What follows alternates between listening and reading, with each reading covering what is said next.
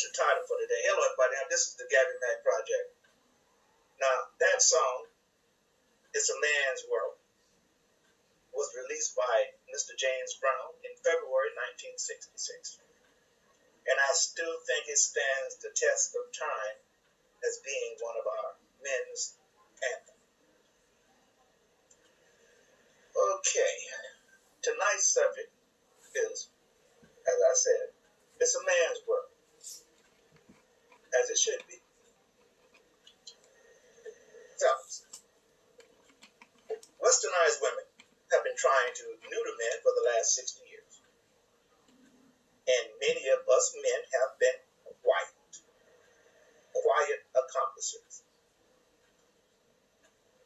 What's the old saying about if you don't say something when something is wrong, you're giving someone the okay to do it or say it. And that's what we did. Now you see, with the women's liberation movement, the sexual revolution, and the more recent Me Too movement, men's masculinity has been under assault.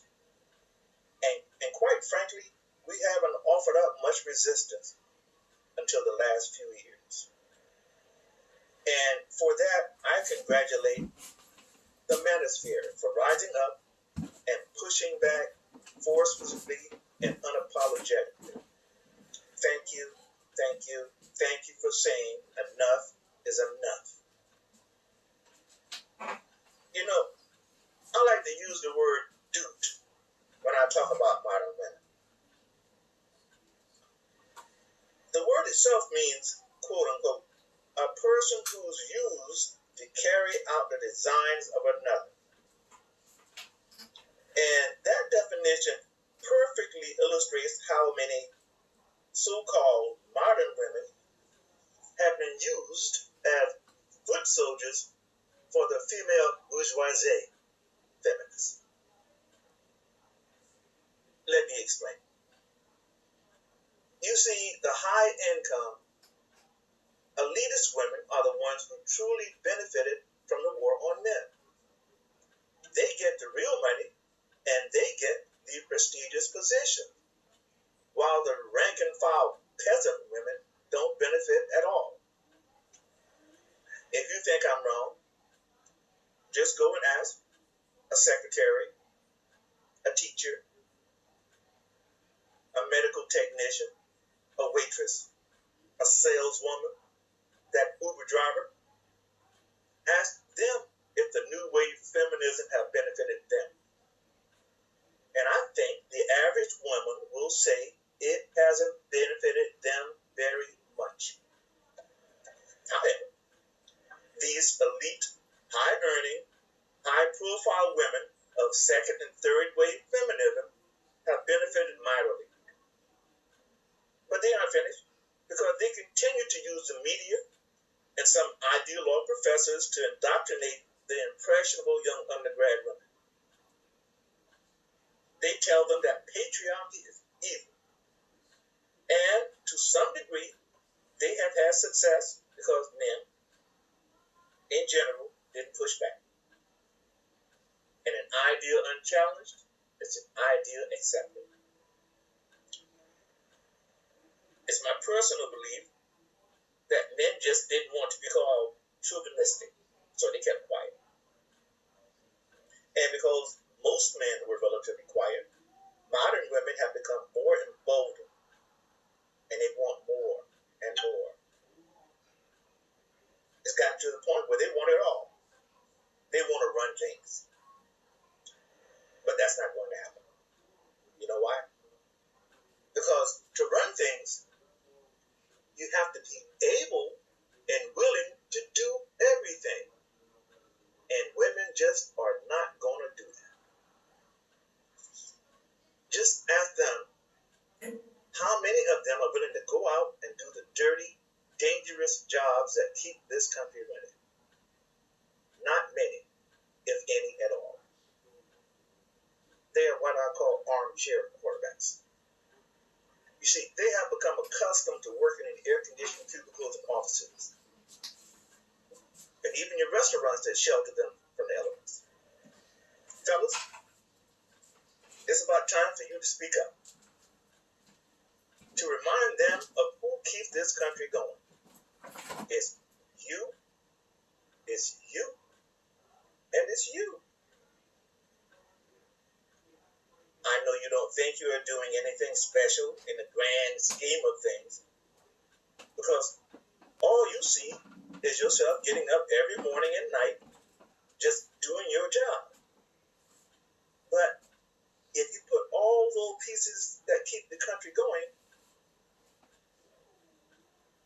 you are the one that keep this country going, not women.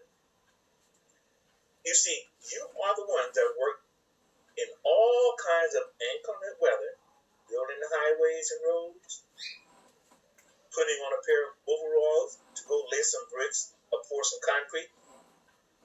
You, the men, get up on roofs to apply tar to prevent a building from leaking. You, the men, hang the electrical wire, excavate the sewer line, pick up the trash from the curbsides. You, the men, cut and clear trees. You, the men, bulldoze the land for new housing developments. And yes, it's you, men, who go up those large buildings and put those large beams on skyscrapers, or install those large windows that females lean and look out of. And sadly, roughly 5,000 of you men lose your lives each year performing these jobs, so that women, modern women, can have an easier lifestyle with no thanks. And that doesn't say anything about the men in the military who literally put their lives on the line every day to keep the country safe. So, John, it's about time that you speak up and speak up loudly.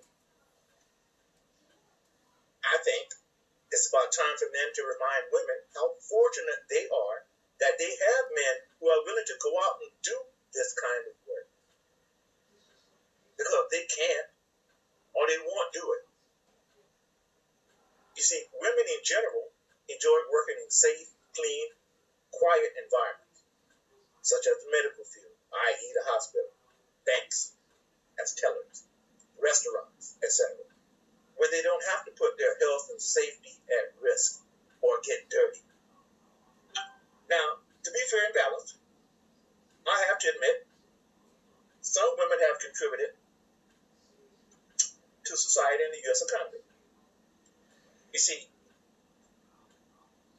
women invented the dishwasher, the touch-tone phone, and fiber optics. And a woman actually invented the circular saw. A woman invented Kevlar fiber that's used in body armor. A woman invented closed-circuit TV. And yes, a woman invented laser cataract surgery. To them, a loud shout-out and thank you very much. But it doesn't change what I said. In the beginning,